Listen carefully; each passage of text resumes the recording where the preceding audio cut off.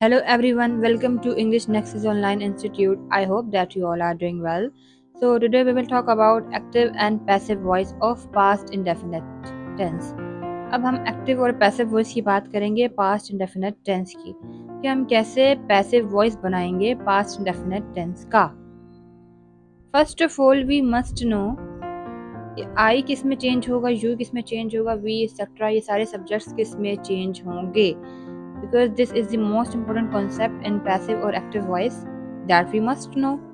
So first we have, as you can see, I will change in me, and you will be you, we will be us, he will be his, she her, they them, John Ikra mean to say कि name ही रहेगा, but जो आप ऊपर देख रहे हैं ये change होंगे इन सब में. Now let's move toward the sentence. First we have the sentence they bought a car.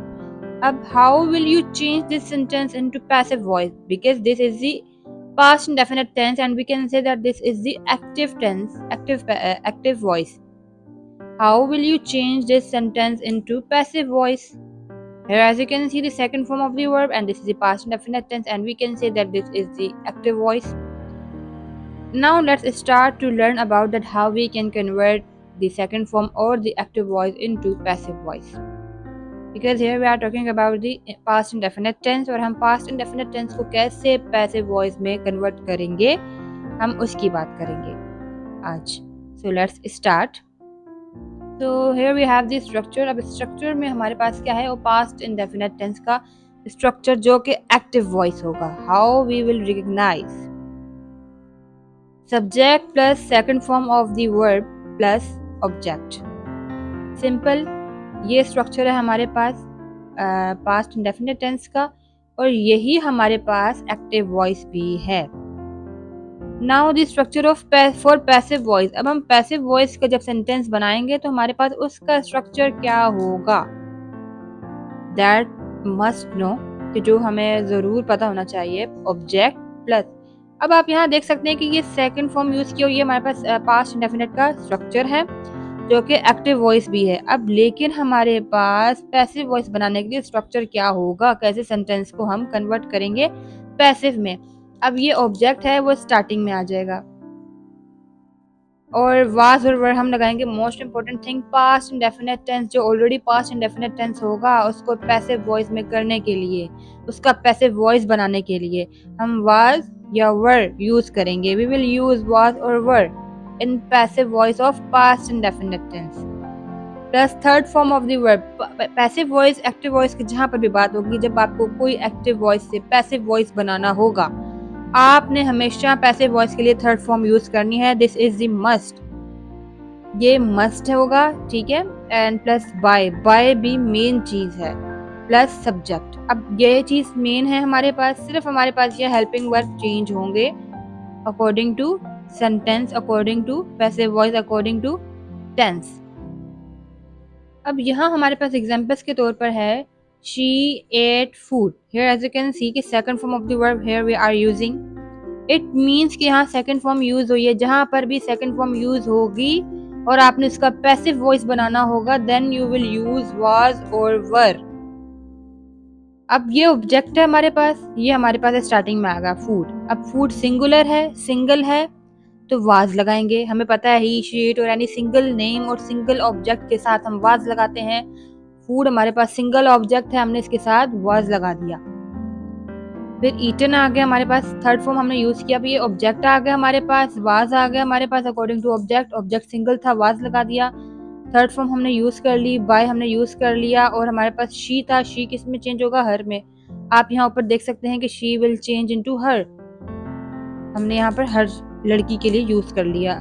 Food was eaten by her, यानी कि शी एट फूड, उसने खाना खाया. Food was eaten by her, food जो है वो खाया गया उस लड़की के जरिए.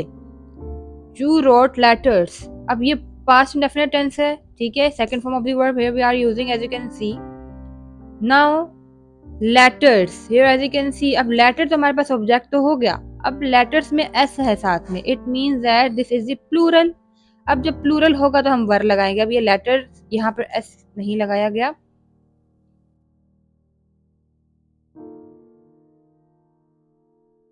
अब हमारे पास यहाँ पर है लेटर्स। अब लेटर्स प्लूरल आ गया, अब इसलिए हम यहाँ पर वर लगाएंगे, वाज नहीं लगाएंगे। फिर third form of the verb plus by, फिर हमारे पास यू में ही रहेगा, यू में ही रहेगा। फिर है I sang song, I sang song. अब sang second form of the verb, जाहिर है we are talking about past definite tense, that's why this is the second form of the verb here. I sang song, मैंने गाना गाया। अब song क्या है, singular है, it means was लगेगा, song was sung। Third form of the verb by, I किस में चेंज होगा, I फर्स्ट क्या है, मी में, it means यहाँ पर I की जगह पे मी आ जाएगा, गाना मेरे जरिए से गाया गया। They played football, उन्होंने फुटबॉल खेला। अब यहाँ पर आप देख सकते हैं कि second form of the verb use की गई है और फुटबॉल आया है हमारे पास। अब यहाँ जब फुटबॉल आया है तो वो हमारे पास यहाँ पर आ गया ऑब्जेक्ट। अब हमने सिंगुलर है वाज लगा दिया, थर्ड फॉर्म ये सेकंड थी, इसी की थर्ड फॉर्म भी यही है, तो थर्ड फॉर्म लगा दी बाय, दे देम में यूज होगा। और अगर यहाँ पर आता कि Alia played football, football was played by Alia, in this way the sentence will be. So I hope that you are getting the point and you got the point. हम active voice क्या होता है, जो सेंटेंस होता है जैसे कि पास्ट इंडेफिनिट, ये ही हमारा एक्टिव वॉइस है। अब दे बोट अ कार, अब इस सेंटेंस को हम कैसे ट्रांसलेट करेंगे या कैसे कन्वर्ट करेंगे पैसिव वॉइस में। They both a car was boat bye them, क्योंकि बाय है यानी कि उन्होंने कार खरीदी। अब सेकंड फॉर्म यहाँ पर बोट यूज की गई है, लेकिन इसकी थर्ड फॉर्म भी यही है, they both car a car was, क्योंकि a car singular है, a car was bought by them। This was the lecture of active and passive voice of past indefinite tense, or I hope so that you got the point, and if you really like the video then please like, subscribe and share. Thank you.